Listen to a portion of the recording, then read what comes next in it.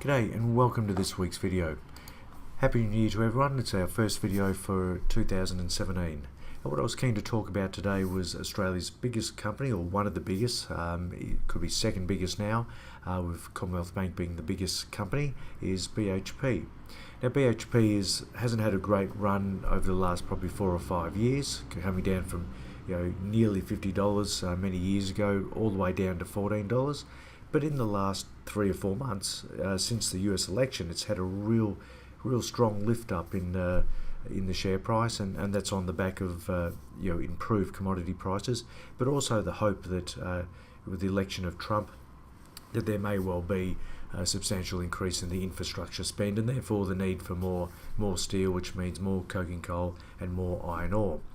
But what I'm keen to do is look through and have a look at the fundamentals of the business to see, well, is it a business that we really want to invest into for the longer term, particularly given the issues that I believe that lay over in China in terms of their debt load and the need or lack of need to rebuild a lot of the infrastructure that was built during the GFC.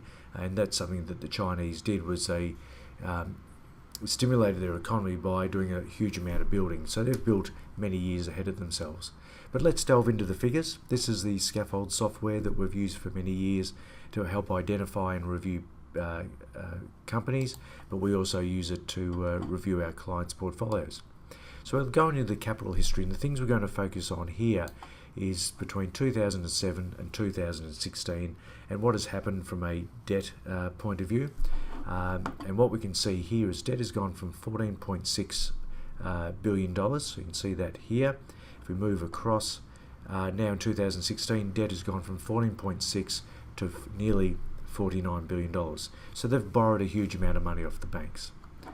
Also, if we look at this column here, which is the equity that's been left in, and that's retained earnings. So if they've made $1 worth of profit, the business has often retained up to 60 cents of that profit to reinvest back into the business. So this is another substantial amount. So 32.6 billion is now gone up to 67 billion. So they've retained a huge amount of money to help build this business. So it's reinvesting back into the business, which I believe is a fantastic thing. On top of that, equity that was put in, which is contributions from shareholders. So during the GFC, we all might remember when BHP raised capital to help shore up the books, and it was at $4 billion back in 2007, and that has gone up to 5.4. So that means that shareholders have fiscally written checks to buy more shares in BHP, often at a discount, as they do with their share purchase plans. So with all that tens and tens of billions of dollars that have been ploughed back into the business, the hope would be that profit goes up. Unfortunately, if we look at the net profit here, you can see it's gone from 16.3 and it's gone down from 16.3 to just under $2 billion. Now hopefully there's going to be some type of turnaround, but with these fundamentals, this is not a company that we're keen to invest into, even though in the short term, which I'll show you the graph here, in the short term the share price has gone up considerably, but the quality of the business is just not sound enough. Debt is going up. So, and given that it's a price taker, not a price maker, and it's supply and demand, it's probably not an area that we're going to invest into anytime soon, despite the run that it's just had. The fundamentals just don't stack up. The sector doesn't stack up at this stage. There's every chance we may change our mind in the future, but that will be another story in definitely possibly next decade.